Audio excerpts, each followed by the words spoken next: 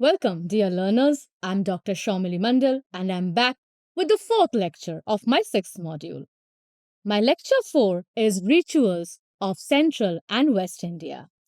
And in this lecture, I'll be covering the states which are there in Central and West India. Firstly, I'll give you an introduction of the rituals of Central and West India. Rituals, customs, and ceremonies that represent the spirit of the Indian people are woven throughout the country's rich cultural tapestry.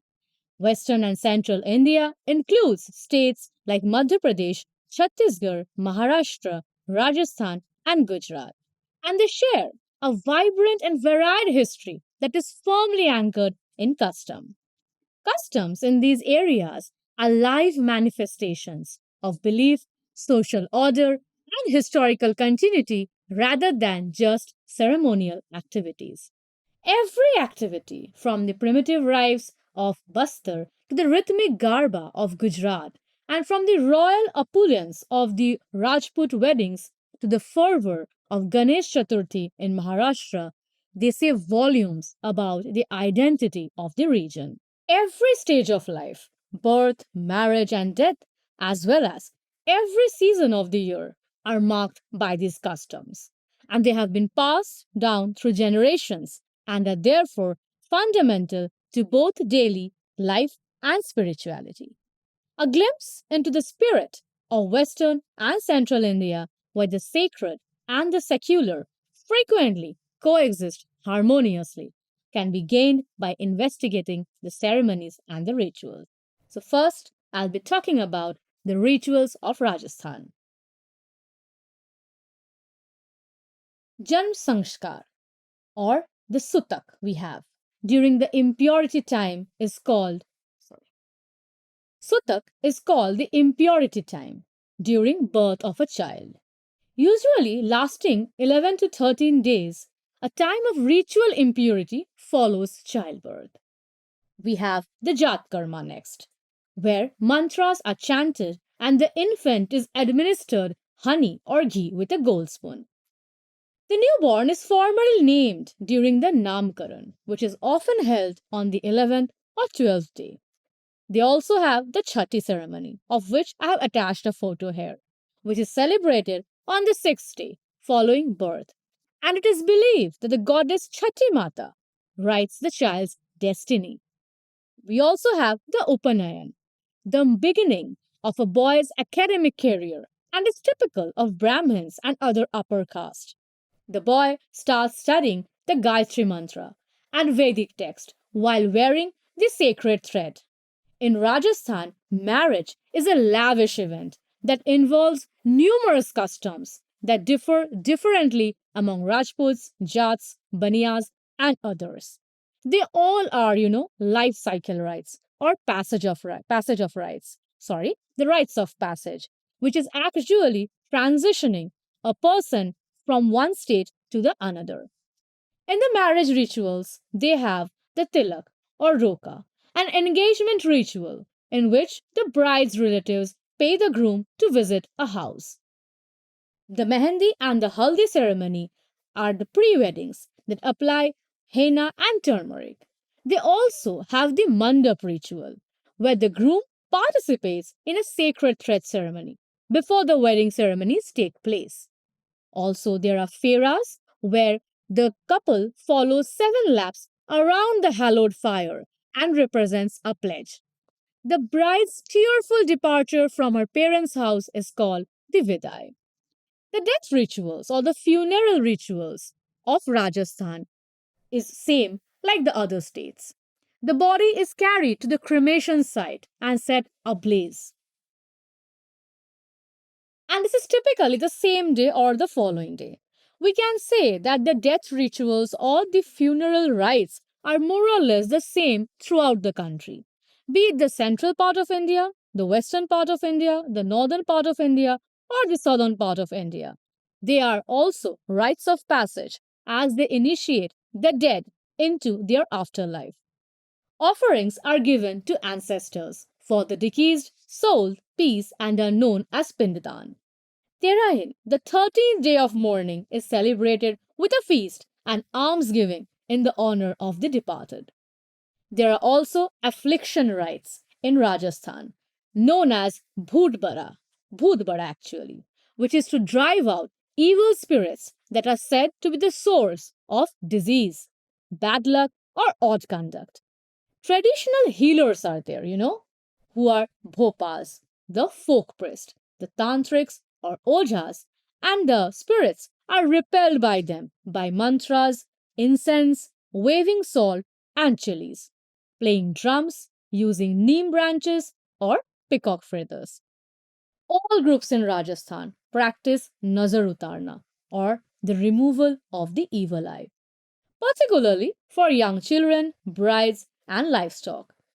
Watching the smoke from burning mustard seeds or red chilies marks the Nazar Utarna.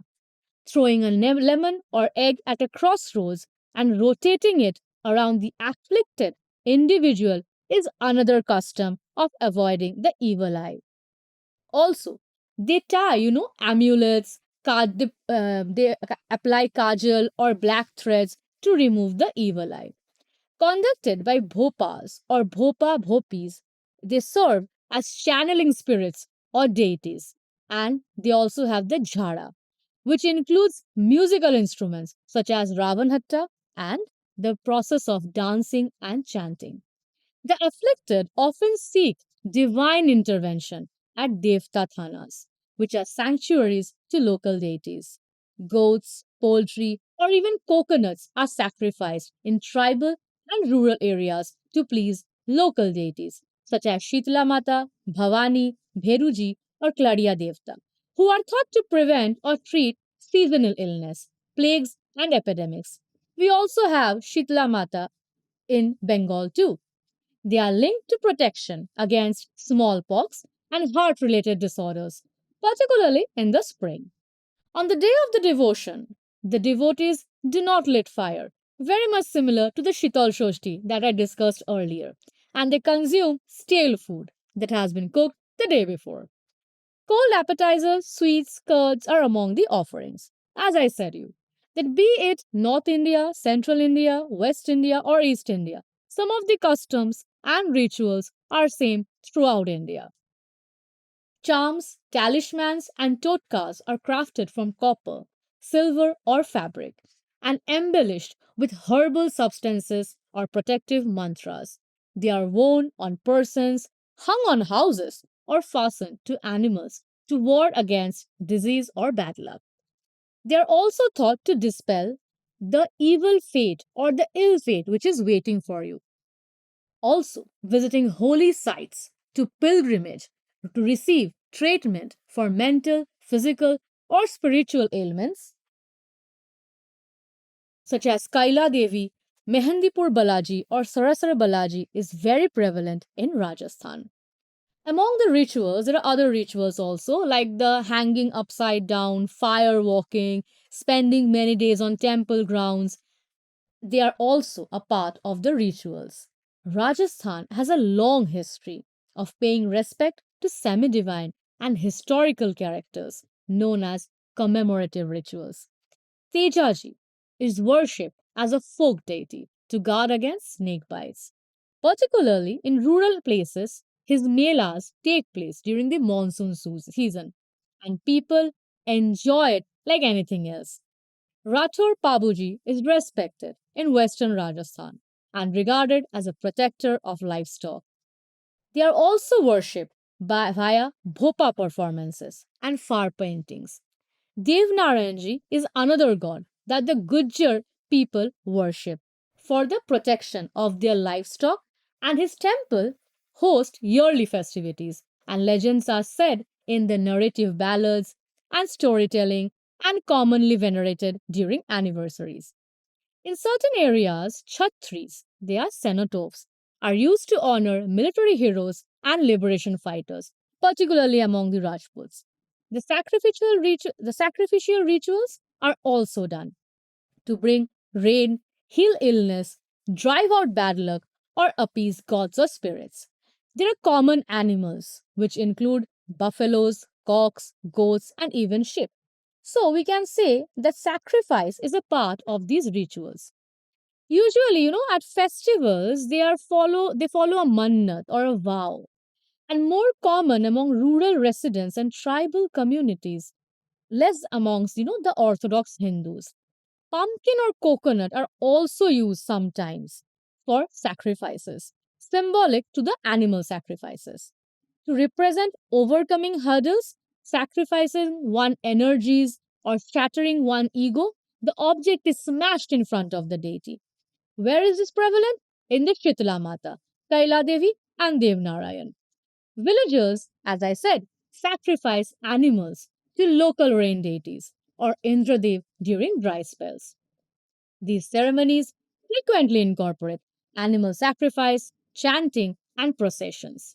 In tribal communities, we have shamans, similar to the Bhopa priest, who perform spirit possession ceremonies. And how do they do? After they are doing it, they organize a bhoj or a samuhik bhoj or a feast to kind of celebrate the jhara which happens. They also encourage reciprocal responsibilities, caste duties, and social ties. For instance, the Bhoj is happening, where it binds the whole society or the people of the society. In the past, the Raj Tilak served as the crowning ceremony for Rajasthan rulers and princes, were also accompanied by Brahmin and warrior blessings. This is also a rite, a passage, you can say, a rite of passage, sorry, a ritual actually, which is an initiation to the adulthood. And how do they do that? By Brahmins and warrior blessings, elephant processions, and religious hymns. In tribal religions, ceremonial oaths, water trials, or public atonement ceremonies happen in front of the elders or divinity are used to settle conflicts within the group. The next, we are going to talk about the rituals of Gujarat, Dadra and Nagar Haveli, and Daman and Diu. The passage rituals in Gujarat are Mehendi, Garba, Mandap Mahurat, and Ganesh Thapan, which are all part of the pre wedding rituals. So, you have noticed maybe till now that I have discussed mostly the marriage rituals in most of the states because they are the most celebrated one and they fulfill the rites of passage along with the commemorative rites because it is a celebration, a celebration, a celebration, or we can say ritualistic celebrations. Hindu customs are observed for marriage ceremonies such as Kanyadan, Mangal Feras, and Sindurdan. The Garba and Dandiya Ras during festivities are also very distinctive. The Portuguese Christian influence can be observed in Daman and Diu, as in church weddings that incorporate traditional religion such as seafood feast and the bhajan singing. In Daman and Diu and Dadra and Nagar Haveli, the tribal people, occasionally bury their dead rather than cremate them. And how they do that? They employ village priests or shamans to help lead the soul.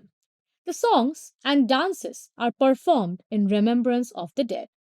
There are also affliction rites as practices of bhuba or the healing rituals and are performed by traditional healers or shamans known as buva. I've attached a photo here of a buva performing a ritual. And what do they do? They alleviate illness thought to be brought on by black magic or spirits. Includes incense burning, chanting, trance, and making offerings to deities such as Meldi Mata, Hadkai Mata, or Khodiyar Mata. Amulets, black threads, and lemon chili totems are used to ward off the evil eye, the nazar. The jharfu, which involves blowing and blushing, is meant to purify the person who is affected by a spirit. There are also goddess focused rituals which are performed during Navratri and are thought to drive out evil spirits or possession. According to the tribes like the Warlis, Kuknas, and Dodia, illness are brought by the spirits or resentful ancestors. A tribal healer is also known as Bhagat, who conducts ceremonies same, including chants, drumming, and occasionally the sacrifice of animals, such as goats or chicken, domesticated animals, we can say. The sacrificial rituals are practiced in tribal and rural areas, particularly at temples dedicated to folk goddesses, the same goddesses we have Meldi Mata, Bahuchara Mata, Khodiyar Mata, and Harkai Mata. During celebrations or promises, goats and chicken are offered. Due to ethical and legal constraints, some regions have substituted symbolic offerings, such as coconut or pumpkin, instead of animal sacrifice. They kind of represent the animals who are waiting to be sacrificed, and they can, in this way, avoid bloodshed. During goddess worship, devotees present coconut, candies, and symbolic blood sacrifices. For example, red powder or kumkum. In addition to being religious celebrations, Rath Yatra, Makar Sankranti, and Navratri, they also serve as social gatherings that foster harmony across caste and socio-economic strata. We have seen that during the Garba, during the Rath Yatra, people from all socio-economic castes participate in it. They do not discriminate, according to caste or the economic strata. Also, the caste and clan, there are Samaj Sabhas which are organized to settle conflicts, set up weddings, and uphold customs.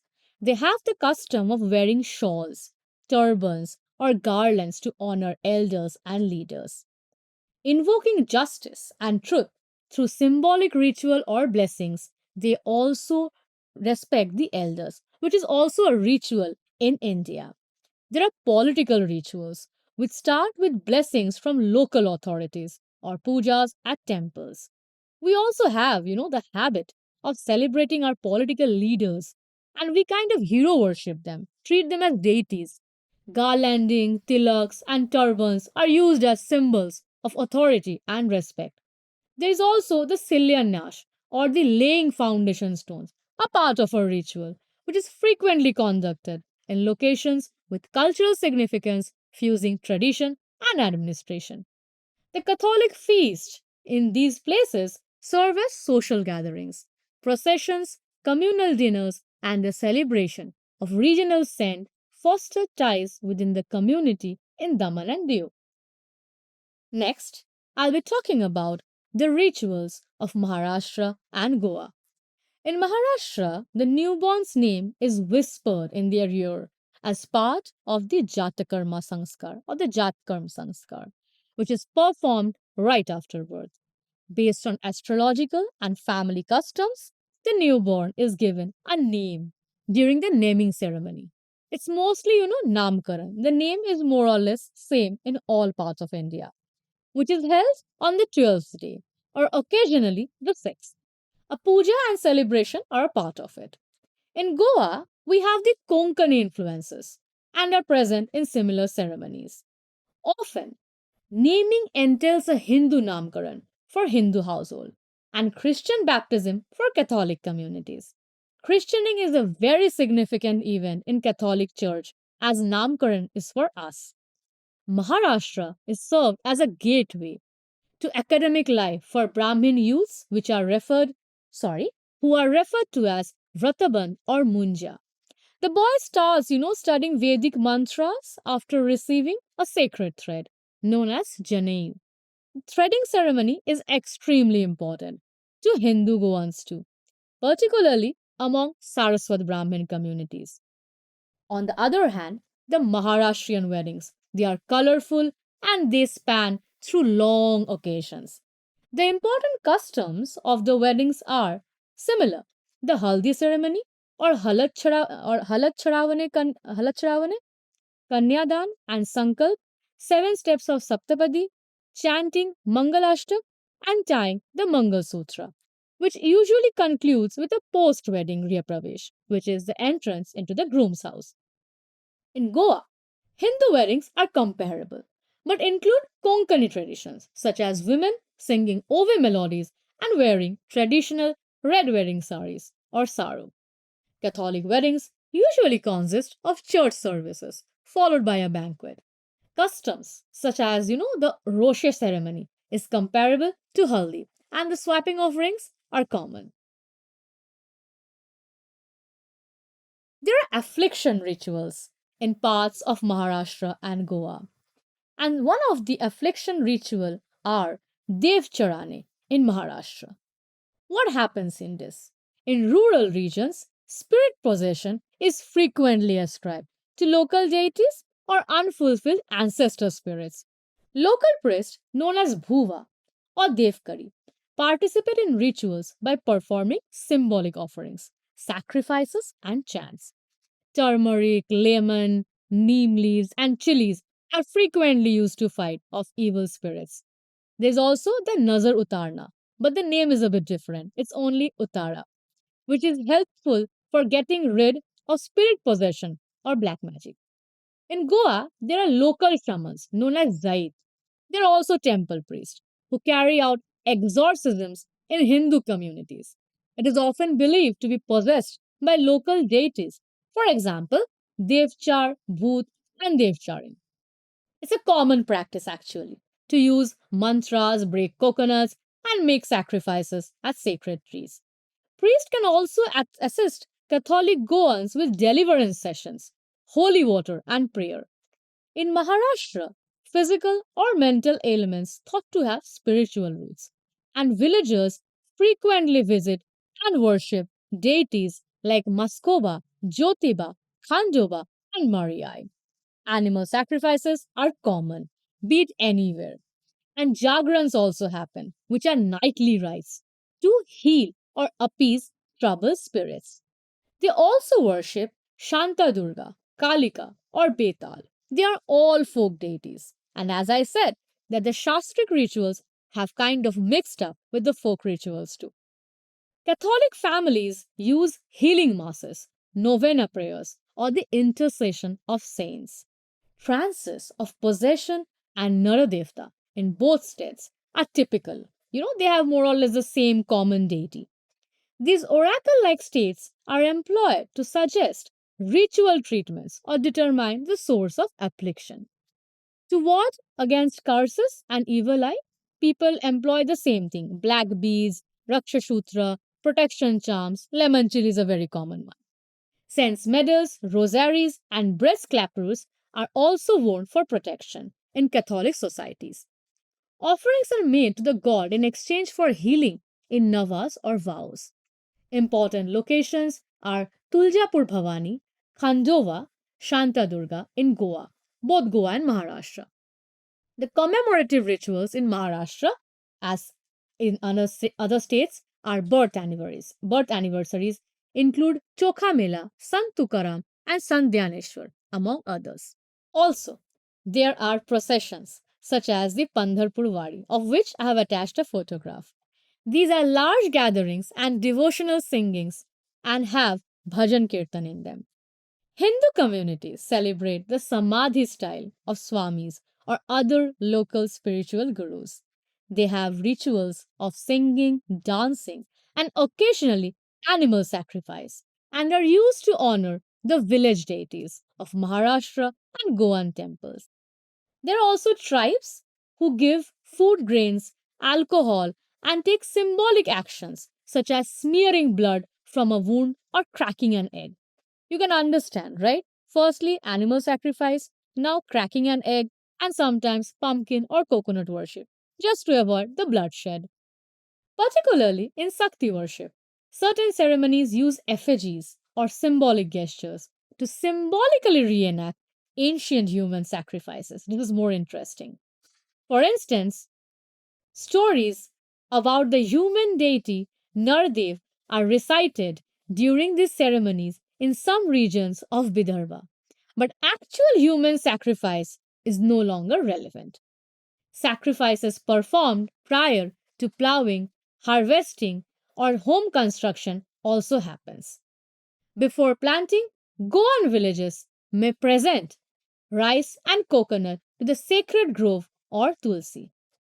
To ensure protection and prosperity, Maharashtra village deities are offered Bali prior to celebrations.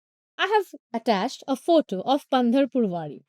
The collective marriages and Annadatta pujas are happening, which are honoring cows or farmers. They promote solidarity, interdependence, and a sense of collective cultural responsibility. Palki processions and temple feasts in Maharashtra frequently serve to uphold caste and social hierarchies. Influenced by Phule, Ambedkar, and reform movements, some communities conduct memorial lectures and study circles. Next, I'm going to talk about the rituals of Madhya Pradesh.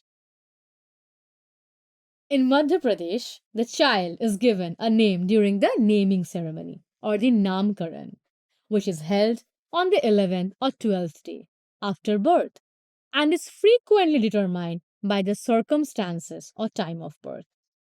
The Bhils and the Gons also name their children based on their physical characteristics or behavior. For blessings, they also call upon ancestral spirits. Many societies practice ear piercing or karnaved from infancy or early childhood. Tribal communities have initiation rituals such as these, even if they are not officially referred to as Upanayan. So we can see everybody has a ritual of their own. Though some have a shastric name, though some have a shastric name or some have folk names.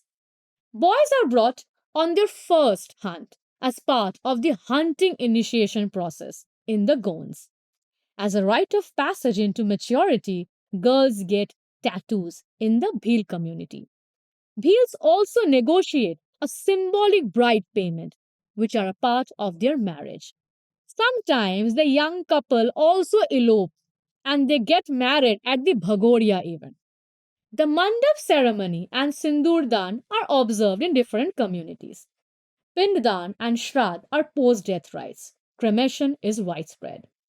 Because the tribals believe in reincarnation, some tribes bury the deceased facing east and they offer food and musical farewells are part of rituals.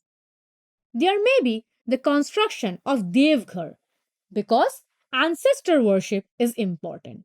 The affliction rites in Madhya Pradesh are also regarding Bhoot Pret, that is, spirit possession, which is widespread. And the victim is brought to a local healer, Ojha, Baiga, or Tantric, who drives the ghost out with drumming, chanting, or the usage of sacred ash. Many people believe that angry or neglected village deities or ancestral spirits are to blame for illness. And why and how do they avoid that?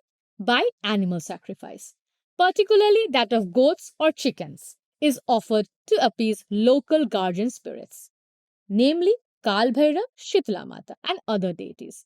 Food and drink are also offered at shrines or sacred groves. Then there are purification rituals.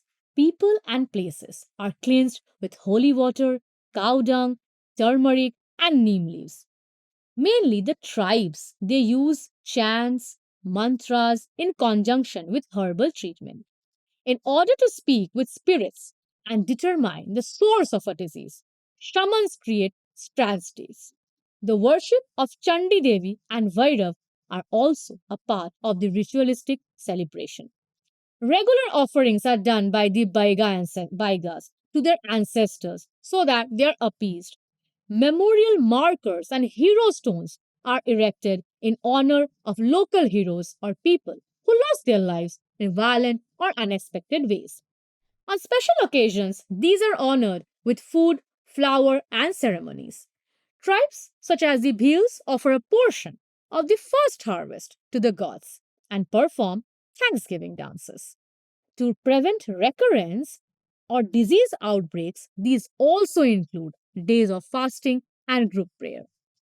To please the local gods or the spirits of nature and to prevent bad luck or heal disease, after a good hunt or harvest, as a way to express gratitude, every custom is followed.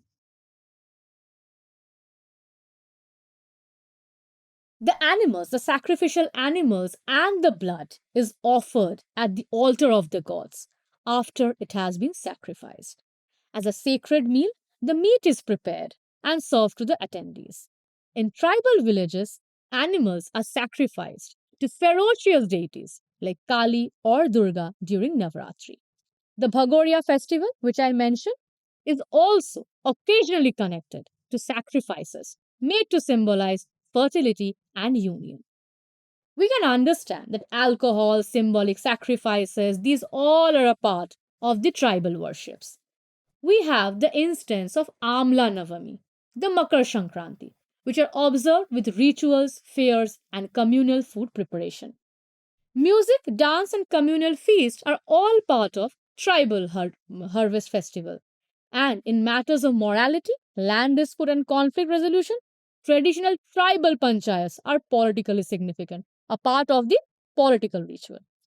Next, I'm going to talk about the rituals of Chhattisgarh. Certain traditions are followed during pregnancy amongst the Halba people, a prominent tribe in Chhattisgarh, according to beliefs intended to protect mother and child from evil powers. Pregnant women are not permitted to cross rivers or eat with blades. Traditional methods are used during delivery to protect both the mother and the newborn. The Ghotul. I have attached here a photo of the Ghotul. A communal hostel for young people without spouses is a prominent tradition among the Gond and the Muria tribes. It serves as a social and educational center where young people can learn about community ethics, social responsibility, and their cultural heritage. In order to prepare young people for adult responsibilities within the tribe, the ghotul is essential for this socialization process. The deceased is placed on an inverted cot after being wrapped in fresh white fabric by the Halba tribe. The commemorative rituals are the Bastar Dasera, which is a 75-day celebration honoring the goddess Danteshwari, the region's most venerated divinity, in contrast to the traditional Dashera, which is held at the conquest, Lord Rama's conquest. The rituals here are honoring the goddess and showcasing the region's rich tribal traditions. It becomes a part of the festival.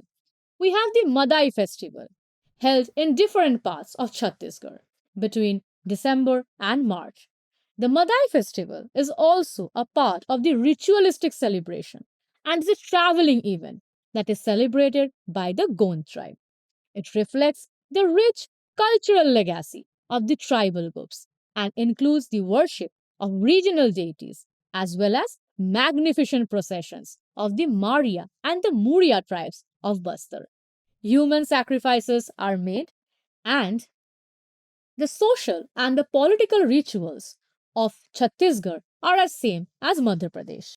Therefore, despite regional and cultural differences, Western and Central Indian rituals have a number of things in common because of their shared histories, spiritual traditions, and social systems. The significance of seasons, harvest, and nature in these areas is reflected in the ceremonies connected to the agricultural calendar. Prior to rituals, these areas place a strong emphasis on purity, bathing, dressing, cleaning, and fasting as typical customs. The application of haldi, kumkum, coconut, rice are common ritual objects as they are utilized both in temple and domestic ceremonies. Now, we end the fourth lecture of my sixth module. Thank you and see you soon.